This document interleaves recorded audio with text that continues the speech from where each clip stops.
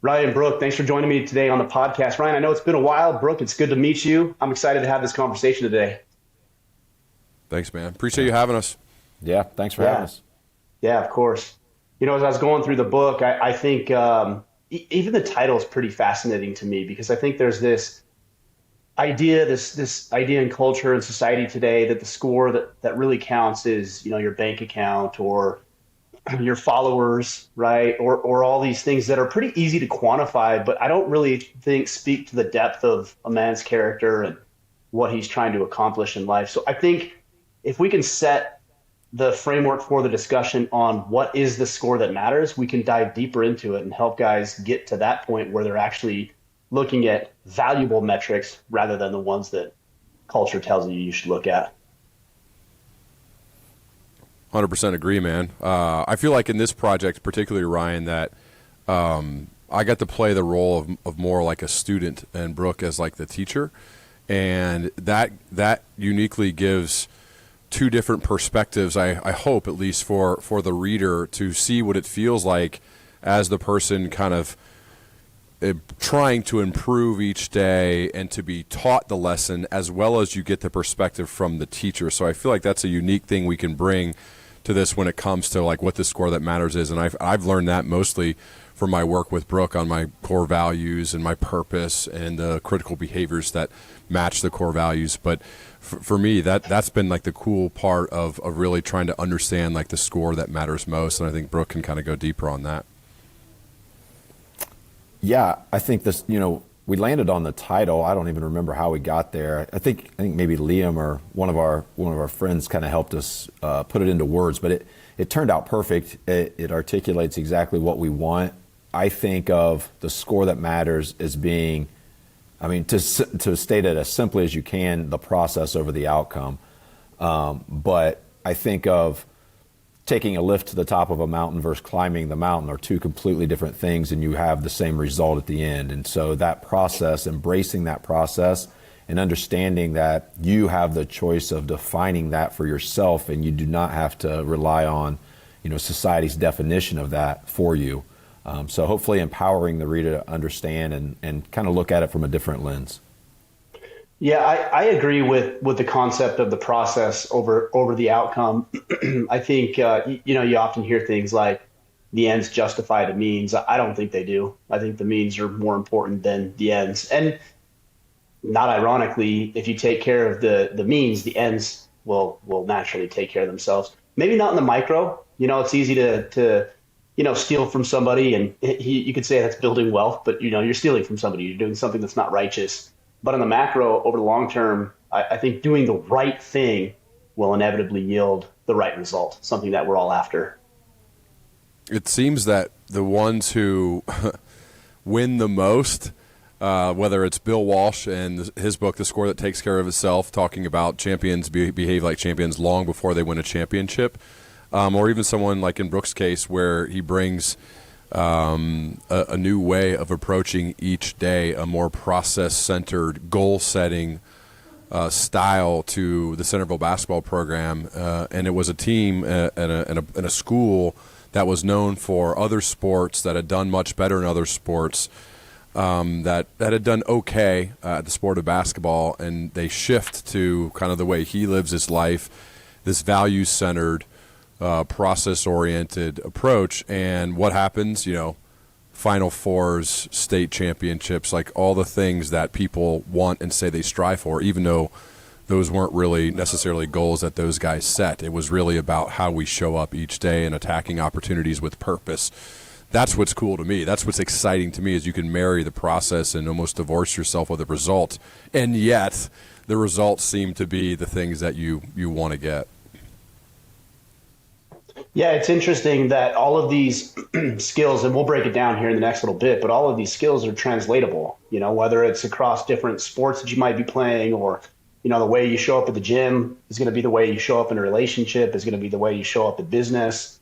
My question is this, and this is something I've wrestled with, because clearly the outcome is important, right? We all have goals, we all have desires, ambitions, and I think we should. I don't think you guys would disagree with that. But where does that fit in the puzzle or the process of this process oriented approach that you're talking about? Because clearly having a goal is important. And I don't think it's one or the other. I think it's probably where we place our emphasis or how much emphasis we place on one over the other.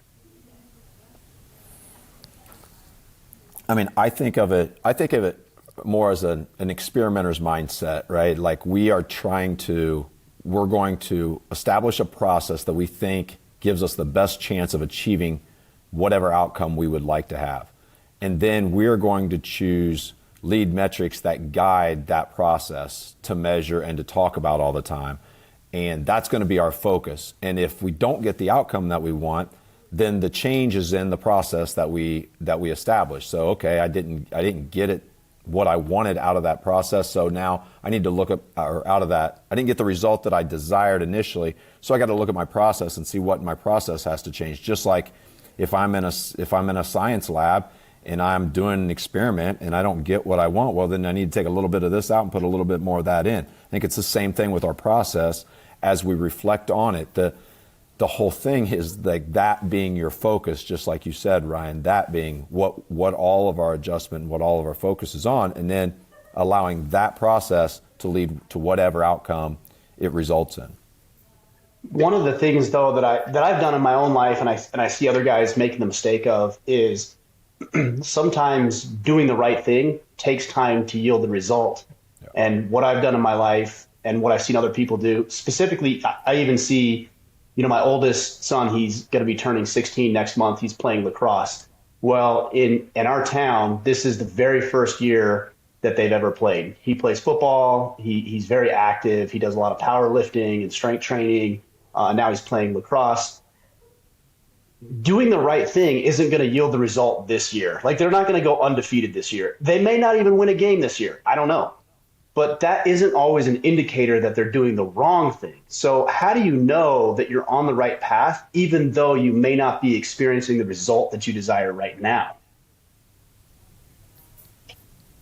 Go ahead, BC. Yeah, I think that's something that's harder and harder to relay to people, and especially younger people now, because of the immediate results they get and being able to DoorDash your food and all the different things that, the things that make life comfortable for us are all shortchanging the process for the most part. And I think it's something we have to continue talking about, continue preaching, and continue staying faithful to. One of our phrases in our program is. Did we lose Brooke? Ryan, you still there? Am I cutting out on you? A little bit.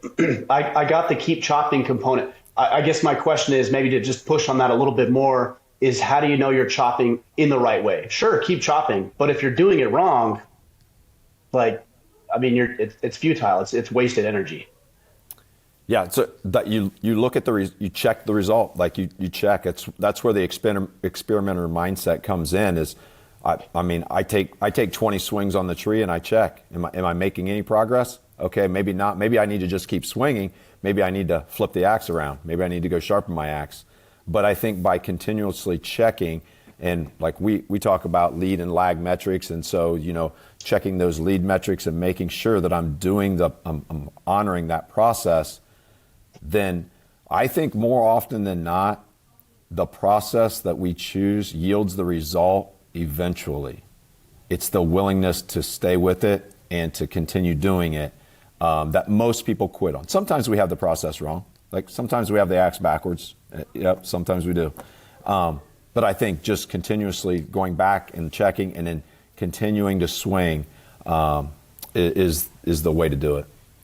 Ryan, in a business sense, I actually, when I got promoted to become a first-time manager, one of the things that bothered me is that they had certain metrics they wanted us to measure that I wasn't 100% sold that those were the right metrics to be marrying ourselves to, or the process to marry ourselves to, because I didn't necessarily know, based on my experience as a sales rep, I didn't necessarily think. And one of those were like, whoever makes the most dials wins. Basically, like it was a cold calling job, right? So whoever makes the most dials wins. And so you were rewarded for two things, dials and phone time, and they always would like really shine bright lights and send emails and like give awards for people who made the most dials, made the most phone calls, and who spent the most time on the phone because they thought that would give you the best chance to win. And I actually tried to engineer the top 10 people in the stack rankings, and it took like a long time, and I got help from our sales operations people, and what I found out was actually it was people who did more product demonstrations, not necessarily made the most dials, because they were having more productive conversations that eventually led to sales, versus the person who just started pounding the phones but wasn't very effective while on the phone, or didn't get to product demonstrations, or demos for short. So we started tracking the more of the process of people who were actually getting to demos, having demos, being good at demoing the product. They led to the result that we wanted much more than the person who just smiled and dialed all day. And so that's like in the case of what we're saying is these were the wrong metrics being used. It seemed like that meant you were the hardest worker because you dialed the phone the most. But what was happening is people started gaming systems because they wanted their name on the leaderboards of dials. They started just calling their mom. Like literally things like this were happening as opposed to doing real things that led to the result that we wanted. And so I really try to change things around there to get people to focus on what were the actual metrics that led to the ultimate result, getting sales that we wanted. And I think that had an impact on the business as a whole, not just on my team, but on teams around the business. And so like Brooke said, it is useful to look up every once in a while and say, are we actually valuing the right behaviors to lead to the results that we want? I think what you're talking about with the dials is just a great indicator of where we're at in culture. If I go ask 10 of my friends today how things are going, all of them are going to say, oh, really good, I'm busy. Yeah. As if busy is the metric. I don't want to be busy. I want to be productive. I would love to lay by the pool this afternoon because I got all my shit done by noon.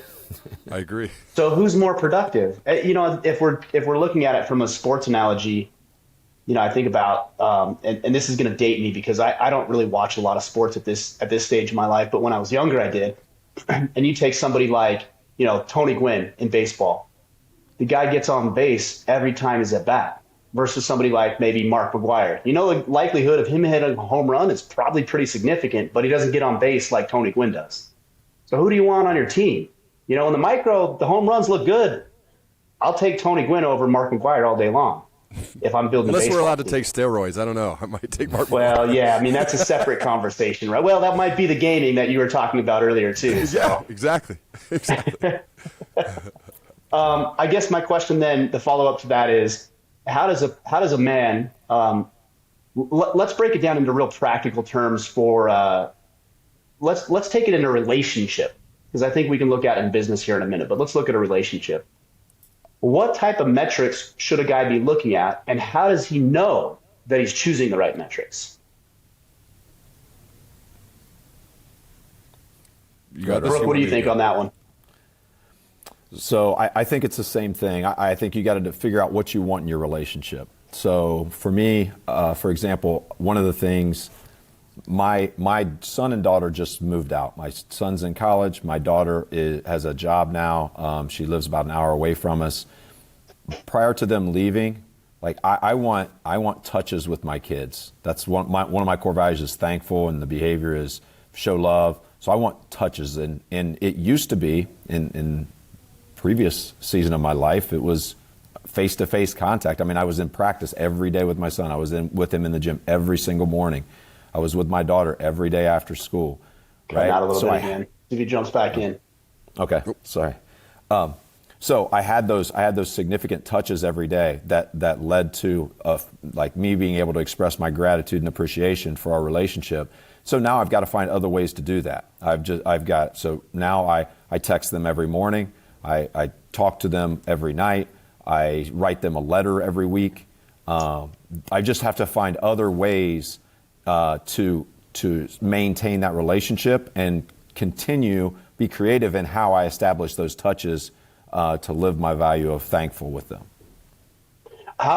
Brooke, how intuitive are you versus analytical? I think there's a difference, right? Like intuitively, I think you're talking more about intuition. Does it feel right? Do I feel like I'm connected with my kids? versus the analytical side, which is, did I send, 14 texts this week to my son? Right. How many hours did I spend? So where do we need to be analytical, and where should we just look at this as more of an intuitive process? I think the majority of that is intuitive. I think I use the analytical. Again. Oh, sorry. I'm going to try to. Ryan, go ahead and take that. I'm going to start over on that one, Brooke, if you could. You got me now? Go ahead, Ryan.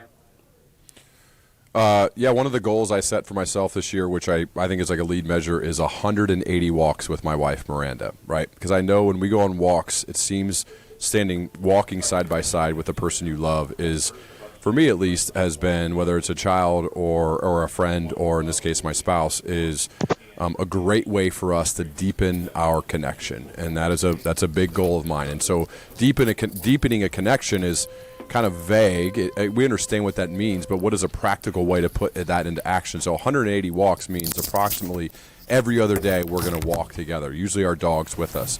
And I think that to me is a way to bring that one to life. And I've publicly stated that now. She's aware of that. In fact, her boss where she works has asked her, how many walks have you gone on with your husband so far this year, now through a couple of months, which is interesting that he saw that I publicly stated that. And so now she's even more intentional about making that goal come true for me, because she wants me to hit my goals. And what happens as a result is we deepen our connection. We converse. We have time. Like 5 children, our life is chaotic. It becomes very logistical if we're not careful. And so you need time. You need connection. You have to do something, do things on purpose to make sure that we deepen that. So that's one smaller example, but very important one for me of how to state a goal, then go out and execute on that, and then the result is something that's like the most important element of my life. And then let's take that example. So 180 walks with your wife, that's the analytical side, right? That's very easy to quantify. Did I hit 180 or not? That's easy. Yep. But then what are you looking at as far as, look, I could go on a walk with somebody and argue and berate each other. And I'm using extreme examples, but I mean, I accomplished my goal, right? Like, it's a walk, sure. But was it actually productive towards my end result? No. So what are you doing to ensure that those walks are as productive towards the outcome of building a better relationship with Miranda, right? Yeah. I mean, in this case, I think one of the greatest ways that we show each other love, both of us, is to be very curious about each other. I think curiosity is a ultimate sign of respect and love. So we ask about how each other's feeling about things. We ask each other advice on business things, on life things, certainly on parenting things. And so showing curiosity is something I'm very intentional about when we get on those walks. Don't make it all about me. Don't just dump on her with all of the stuff that I'm dealing with or whatever, but try to actually show that I care by asking questions. And I've had a number of people on my show, my podcast, who said that they feel like curiosity and asking others about them is the ultimate way to show love and respect. And to a certain extent, I think that's true. And so that's something that I just try to be very intentional of. If we are setting this goal and then we're out actually doing it, how are you showing up during those important times to show love? And that's one of the ways that we both try to do it for each other. Yeah, I like that. Curiosity is one of my favorite things too, especially as it relates to this podcast. You said it shows respect, and I think it does. It's also a genuine compliment. It's like, I actually care about what you have to say, and I'm interested in your perspective or your opinion or your expertise. Curiosity is so powerful, and it's often overlooked. You probably experienced it too, man. Like, this is one of the we started around the same time. Remember, that's why it's been so neat to see all your growth and everything you've done. But like, it actually helps form relationships with other people just because you're curious to ask questions about them, and they're genuine questions about what they're doing, how they're doing it, why they're doing it, their story, and trying to learn about people. I feel like I never could have ever guessed now, after 570 of these episodes in 9 years, of just all of the relationships that are formed simply from showing care and love and curiosity for other people. It's the coolest part about it. Like, it's no doubt, like, I think one of if not the best part about having a podcast. Well, and I think one of the nice things about it too is you can ask somebody a simple question like, what do you think? that doesn't mean that you need to accept whatever it is they say. You don't need to embrace that as doctrine for yourself. But I am curious. There might be things that you guys say today. I'm like, nah, I don't agree with that. But I'm curious as to what it is, and let's hash it out. You guys have some success in some areas that I would be interested in developing success in, and I might have some that you're interested in. This is the power of just dialogue and conversation and human connection. 100%, man. Brooke, did you have anything to add on that? Again, we were talking about the difference between the analytical side of things versus the intuitive side of things. No, I mean, I heard most of it, and I'm with Ryan. I think I have some analytical things that I do just because I have a system, and that's kind of, I write a letter every week, I text them every morning. And then I think you have to use your intuitive side to see if I need to do more or less of that based on how that relationship is going. Do I need to go up and see him? Like we've driven over to Bloomington to see Gabe when we felt like it, things were tough for him. And I think it's just a constant reflection on, seeing where that intuitive result is based on that. You write you said you write a letter. You write a physical letter to I think you have two. So you write a physical letter to each of your two children on a weekly basis? I do. I write to my son, daughter, and my wife every Sunday. Yeah. Oh, that's cool. That's really cool. If you don't mind sharing, you don't have to get personal, but like what types of information do you include in a letter like that? Yeah, it depends. It changes. Sometimes I tell them what's going on. A lot of times I ask questions, and we talk. I'll talk about things that we've done together, or if we had some shared experience over the past week, I'll talk about that. Maybe things that we didn't get to talk about when we were together. A lot of times the letters with my wife are talking about our kids, and we're traveling a lot together right now. So, sharing and just, talking about some of those experiences that we have together. So nothing big really. See if it just pop back in real more quick, that Ryan. they know I'm thinking about them. Yeah, I like that. Guys, I want to jump over to the book. You guys lead very early on in the book, you talk about the concept of lying too much. And when I first saw that, immediately it's, we deceive ourselves. But and that's something all of us do. We think that we're better than we are. You hear these things like, for example, one context might be like, oh, if somebody ever did that to me, I'd kick his ass. It's like, well, are you capable of kicking that guy's ass? Because you might not be.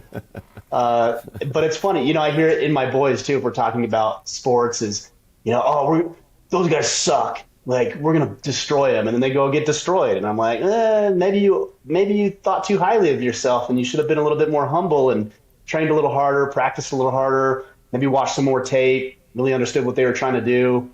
But I think our ego gets in the way. But maybe that's something different than what you guys intended. I'm curious what you guys say about it. I think that you hit part of it exactly right. We lie to ourselves, and we're also not great at being self-aware.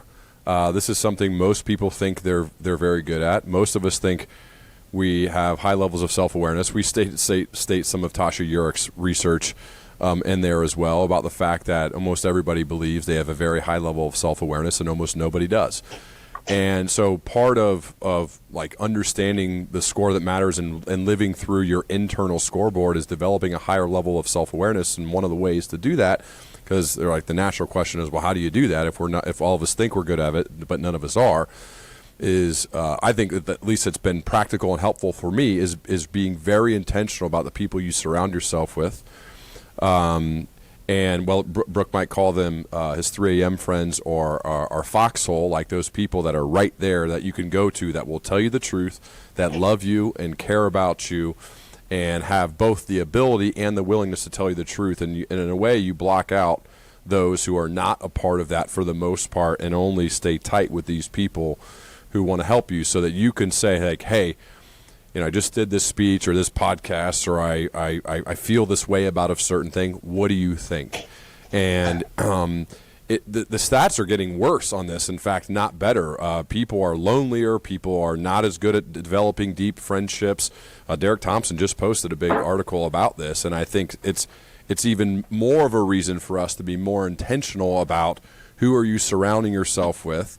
Can you be actually really honest with one another? Do you care and love for one another to tell them the truth, even though it hurts? And I think it's the ultimate act of being a selfless person to be willing to tell somebody when they've messed up and maybe even some ideas on how to fix it, versus being selfish, which is not telling them because you don't want to potentially hurt them in the short term to better them in the long term. So that's how I try to approach it. That's how I try to surround myself with people who will do that for me. And that's been, I think, transformative when you can get that right. But it's always a work in progress and something that that I know both of us are really big on.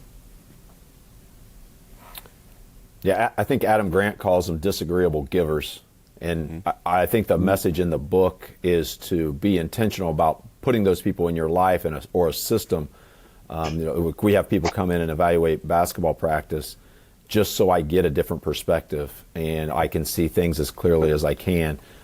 I think if you aren't intentional about that, you just start accepting things without even thinking about it. It's a natural tendency.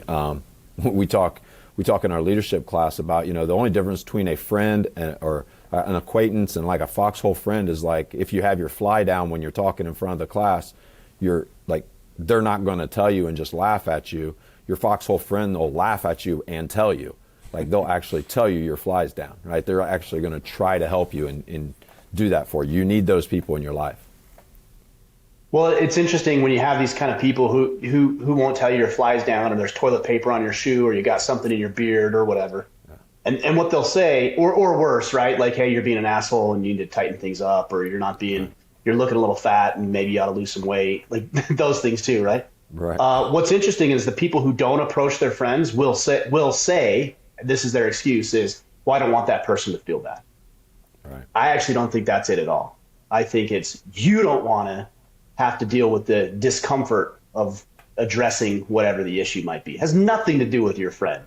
No. Nothing, because if you knew they were going to respond positively, then you wouldn't have any issue with it at all. So it's the fact that you're going to be uncomfortable, not that you care about their own well-being. 100%. Yeah, I Brooks, agree. I was going to ask Ryan. Brooke to talk about this. This is a big element of Brooks' basketball team and something I try to live out. Can you go deeper on that, Brooke? Because Ryan's dead on with this thing of how it's a selfish act to not tell a teammate that they're not living up to the standard.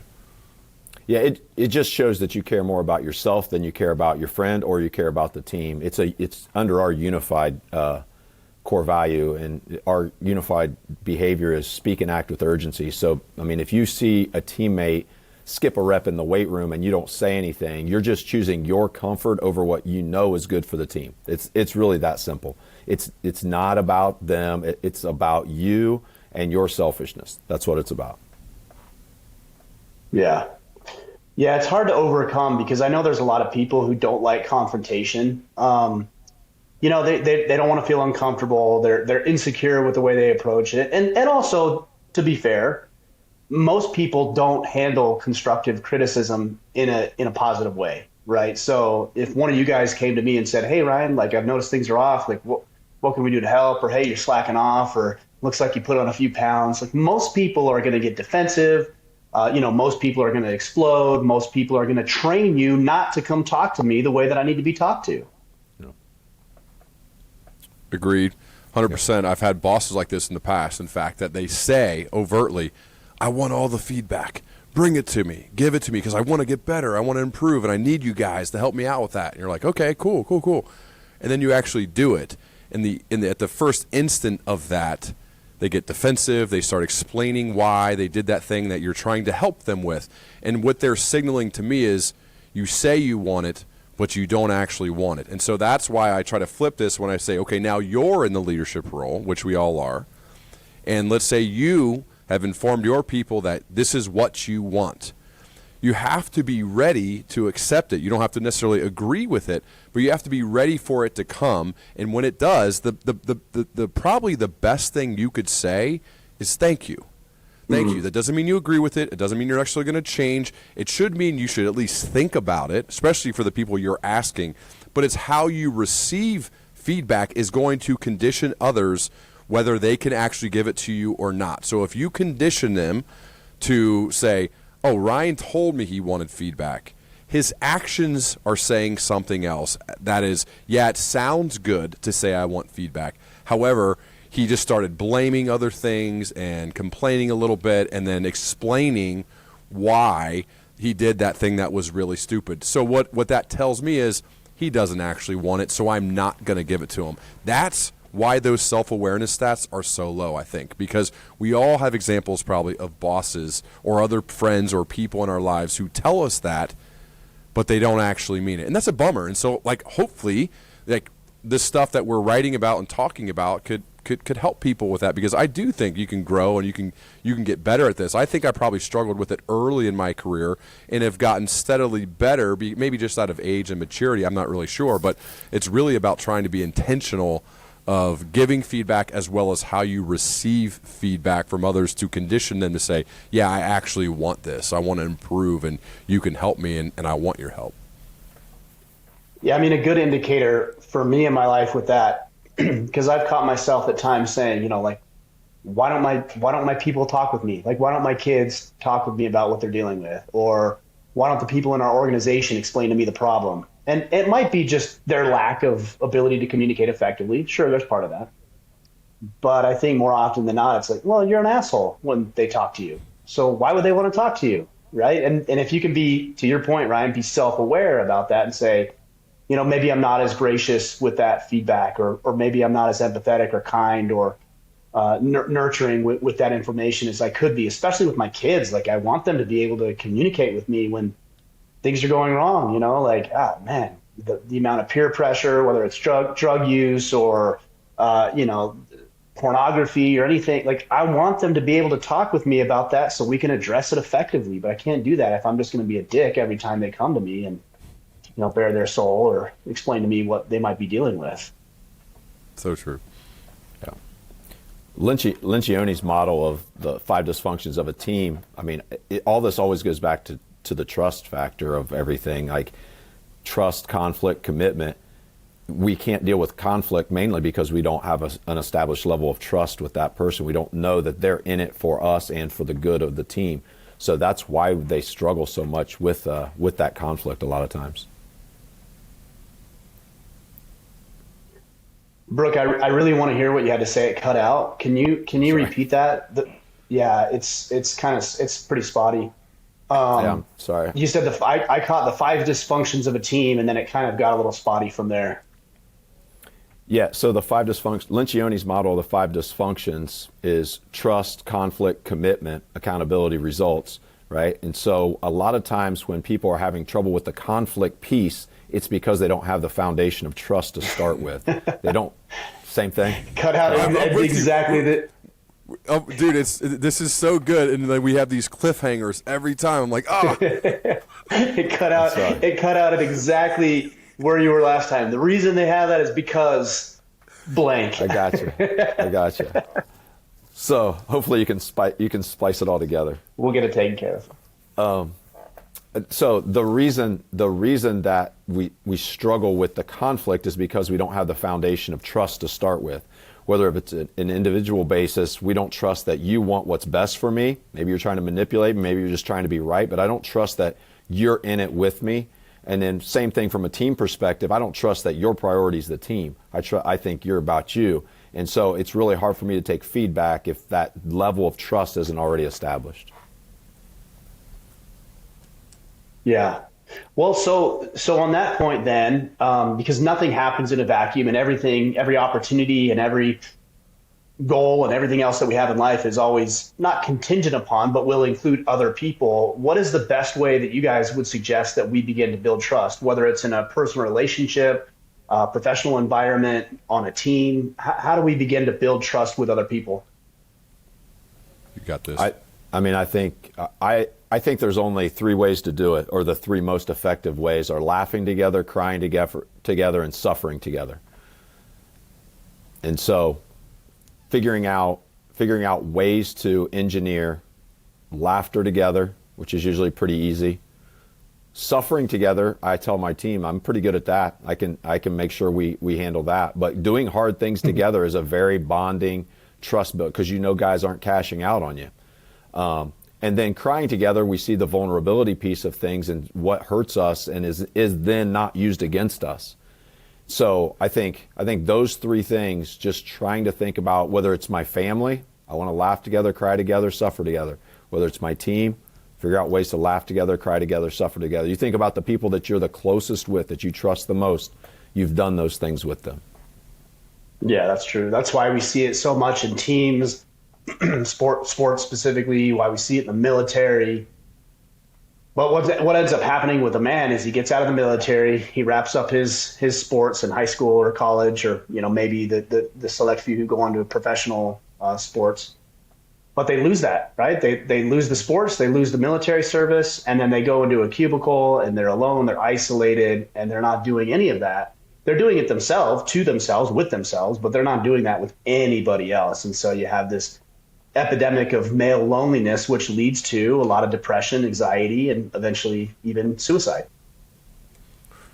Yeah, I think in addition to the laughing, crying, and suffering as a team, on an individual basis, I do think it's important for us to be intentional about being both trustworthy and trust-willing. And I understand that not everybody is like this, but one of the big things with trust for me that I learned, I remember having multiple conversations with Jim Collins about this, is that him and his mentor, Bill Lazier, said it's called making the trust wager. You can either make people earn your trust, or you can give it freely without making somebody earn it. And that sounds crazy initially to a lot of people, and I understand why it would, but I actually think it's a much better way to live. Meaning, I trust you. You don't have to earn my trust. I believe in the good of you. For that, I am okay with getting burned every once in a while. Because by living as a both trustworthy and trust-willing person, I feel like it creates better odds that trustworthy and trust-willing people will be attracted to me and will be in my orbit more often than if I'm cynical or I make people go to certain extremes to earn my trust. And yes, I think it's worth it to get burned or taken advantage of every once in a while to be both trustworthy and trust-willing so that people don't have to earn it. And to me, it seems like it just opened doors for really cool opportunities as well as relationships, and it seems to work as a magnetic effect to the type of people that I want to be around. Certainly when I'm in the space of hiring people or trying to get people to work on my team, if they know that that's part of who you are, it makes it a more attractive place to be. And so I try to do that. I'm not perfect. I mess it up from time to time, but I think that's something I try to be intentional about as well. Yeah, I think, the only exception to what you're saying might be if I'm going in for, brain surgery, or if I'm going to literal war with another individual. Like, I've got to know, because that's a life and death situation. But outside of that, man, if I lose a couple grand because I decided to trust somebody and they faltered on that, I think what you said, yeah, I might lose a couple of grand, but in the long term, me being trust willing, I like that term, will yield far more than the 2,000 or whatever I may have lost in that one interaction or exchange. Well, you're a military guy, right? You fought in Ramadi and in wars, but this is why the military does what they do. They do laugh together, they do cry together, and they do a lot of hard things together in order to build that trust as a group, as a team. And especially you take it up another notch, Navy, SEALs, the Rangers, all of that stuff, again, which I know you know all about more than I do. They are intentional about all of the work that goes into building a SEAL long before they would ever put him or her, I guess, side by side with another one, shoulder to shoulder, where you literally could die. So I think there are elements of that in teams as well as individuals. But yeah, I agree. I think the military seems to be at least really good about intentionally building trust by having people do a lot of hard stuff together long before it's a life and death situation. And that's why, I'm very proud and glad that I live here, because we have people who are out there like you who are serving, keeping us all safe and doing a lot of hard stuff leading up to life and death situations. Well, it's also a good weeding out process. And this goes to something you guys were talking about earlier, bringing the right people in, surrounding yourself with the right people. Man, if you don't cut it, if you don't hack it, you're out. So there's a litmus test. There's barriers, and if you don't hack it, you're not going to be standing next to me. I think that's part of the reason why, for example, I love jujitsu.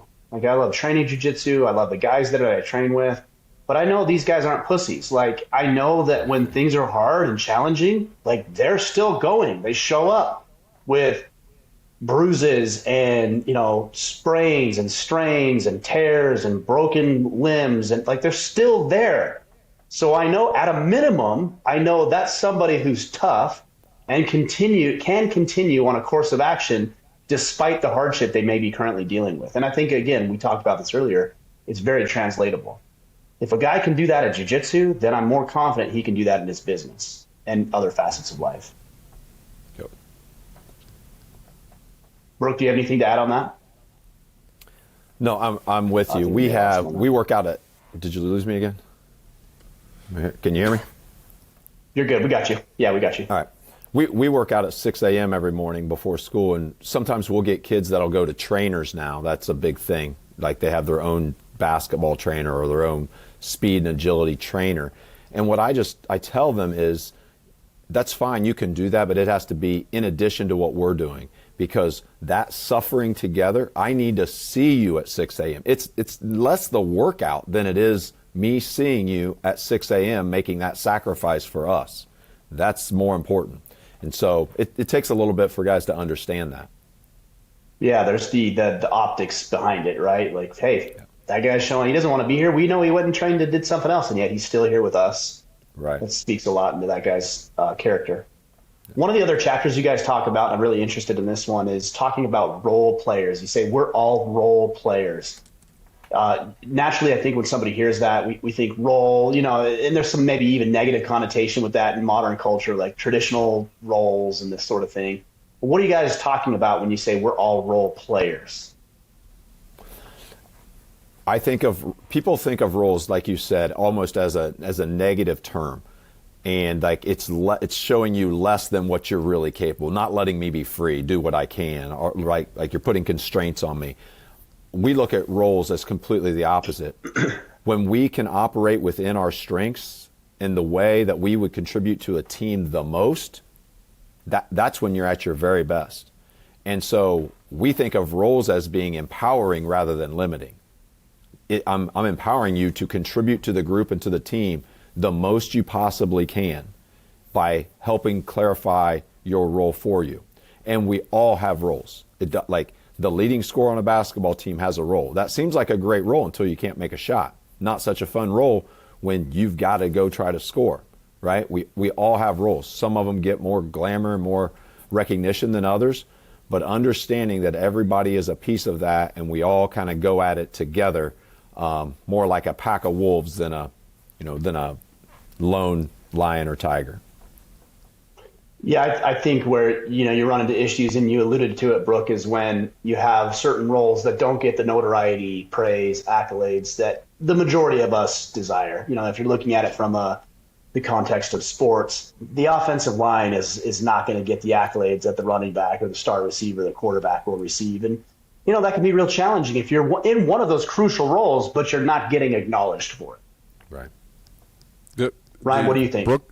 Well, I think that I got to play the most glamorized role there is in sports as a quarterback, at least in the sport of football, and I think it's so important for both the coaching staff and the players to really highlight the excellence, especially of the people who don't get any of that pub, most notably your offensive line. And so I remember my dad was very helpful with this of how that we loved and took care of those guys, how we recognized them publicly, how if they asked to do a story about me, it's those guys are going to be with me or they're going to be in the pictures too. We're going to have them over for dinner once a week. We're going to make sweatshirts that say O-line domination with their name and number on it. Like, we're going to really go all out to shine a bright light on the people who don't get any of the notoriety. In fact, they really only get noticed if they commit a penalty, like a holding call, or they let a guy run straight through and sack me. So I think, like, they don't really get any of the upside, only the downside. So for those roles, whether it's in business or it's in sports, it's on us as the leaders, I think, to go the extra mile to make sure that you're shining a bright light on them and them doing their role to the best of their ability. I know Brooke has something called moments of greatness, where they highlight that type of stuff, guys setting screens, playing defense, living up to the core values of the team. Maybe he can expand on these moments of greatness, because I believe moments of greatness, moments of excellence, you can call it whatever you want, highlighting people living up to your company's core values, this absolutely translates into life off of the basketball court or off the football field. You could do it in your business right now. Yeah, I mean, moments of greatness are really just opportunities after games for players to highlight contributions by other players. And what tends to happen is your best players end up highlighting the players that don't get to play, or were on the scout team, or we're handing them water, or we're reminding them of things at timeouts, which is very powerful for your team when your players that are viewed as your best players are recognizing the contributions of your players that don't get the same glamour in pub. So it's a pretty empowering and pretty cool exercise. We do it after every game. Yeah, the practical. I imagine that. Go ahead, Ryan. I was just going to practical way. Like, let's say you're leading a team in a business, and a lot of these teams have Monday meetings or whatever staff meetings. Like I ran these. You try to make them worth it. And one of the ways I think you could work this is a great way to open your Monday meeting if you have a team or you're leading them, is moments of greatness of people on your team recognizing others living up to the values that your team has set. Speaking of specific examples, Jameson mentored our new person, and I overheard him explaining to her how to make this call or how to respond to this objection, whatever it may be. Like, these are real things that we did. And so you could do those right now. You could create a new, I guess, segment of your meetings that are moments of greatness in the business world where teammates are noticing great things about other teammates. Think about that as a kickoff to your week, as opposed to the standard Monday meetings that, well, I don't know if Brooke's been in those, but I know I've been in a lot of them where you're like, oh my God, this is awful, right? But what if it started that way for the first 20 minutes? Like, you'd probably be the best manager in the company, or at least people would say, I want to be on that team, right? So, like, thinking of different ways to recognize excellence in others and the core values that you set for your team. Not necessarily like, oh, look, here's the biggest sales of the week. Like, we can all see that. We understand the results. We want to talk about the actual behaviors in alignment with our values that we want to recognize. And if you do that, then I'm guessing the results will most likely follow. Yeah, and, one thing I've heard in the past that has really stuck with me is that you deflect praise and you embrace criticism. So, like, for example, your example of playing quarterback, when you get praised by the local paper or news station, it's, hey, you know what, like, yeah, we had a great game. My offensive line stepped up. These receivers ran the routes they were supposed to. They played hard. They got yards after the catch. Like, these guys were phenomenal. And then when the reporter comes to you and says, hey, man, you guys had a horrible game, you don't say, yeah, our offensive line sucked today. You say, yeah, I wasn't making reads. I wasn't quick in the pocket. I wasn't dialed the way I should be. And, man, that, if anything, that is a true sign of a leader and somebody that other people want to band with. Agree, man. I was lucky to have great coaches. One of the examples was, hey, if there's a fumbled snap, I don't care if the center rolled the ball on the ground and never went near your hands, it's on you, right? It's on you, and that goes for everything. So whatever the thing is, it's on you. And now when it goes well, certainly we're going to give love, because it's not lying, it's telling the truth. If you guys score 50 points, my guess is your linemen played pretty well, right? My guess is they played pretty well. So it's not like it's lying, but it's just shifting the love to the place where it belongs, right? Probably the most important part of, in this case, a football team. So it's regularly looking for opportunities to give credit where it's probably due, but for whatever reason they're not getting it. And then certainly if it goes wrong, it's the leader's responsibility. Like, it's on us to get it right if we're not getting the result that we want. I mean, isn't that the people that we love anyways? Whether it's in the movies, we see the humble servant, the humble leader, and those are the people that we aspire to be like. And it's difficult because our own ego, gets in the way, but then it gets to real life and, you forget who you would actually follow and whether or not you're being that kind of person or not. Mm-hmm. Yeah.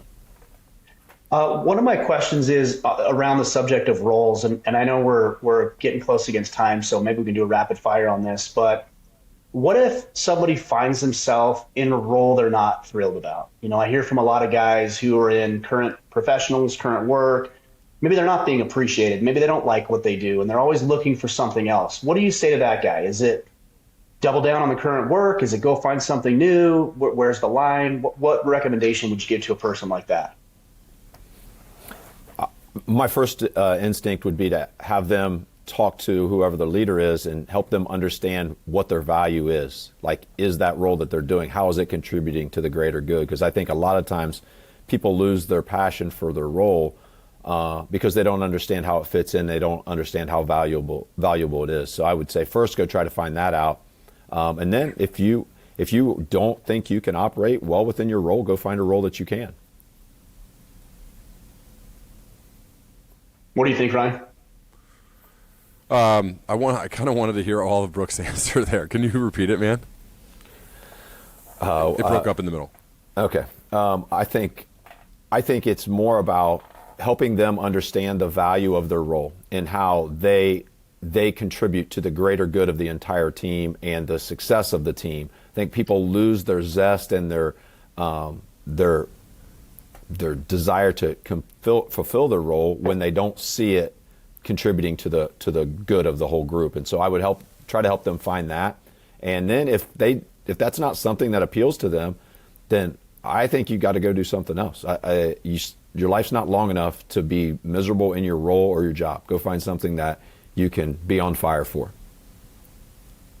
Yeah, and I agree completely. I think we're very aligned with understanding strengths, how that strength and what you bring to the table ultimately helps the overall group. My dad was really big on this when I became a new manager. He's like, you got to make sure each member of your team has a vividly clear mission for how they are going to help us achieve this big thing we're going for, and them specifically. And so that's why the one-on-ones are so important. The open lines of communication are really important, that there's feedback going both ways with your people, that you're showing you actually really care about them. You're trying to get to know them deeply, like how are they wired?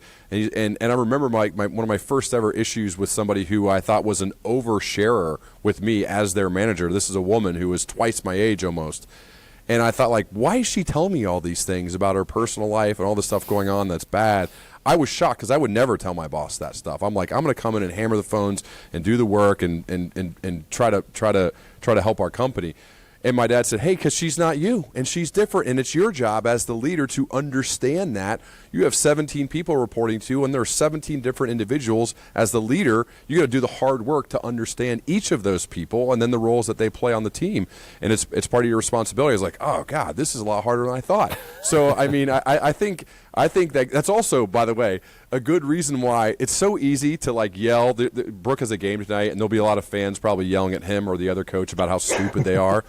It's because those people in the cheap seats, they don't know what it's like in that seat, right? So it's so easy to yell at them about how stupid they are when it's just like, you have no idea. You have no idea. So I know that's a little bit of an off your question, Ryan, but to me, like, that's just important to first understand, though. Try to understand what it's like in that person's seat before you're highly critical of it, especially if you've never done it. Yeah. Well, Ryan, Brooke, I appreciate you guys. I appreciate your time. Will you guys let the men who listen know where to connect with you so they can learn more about what you guys are up to? And obviously the book is The Score That Matters, and that's out today as of the release of this podcast. Yeah. The Score That Matters, the title of the book. You get it anywhere books are sold. We both did the audio for it as well. If you're already an audio listener and you prefer that, you can get an audio. And then my stuff's all for my podcast is on learningleader.com.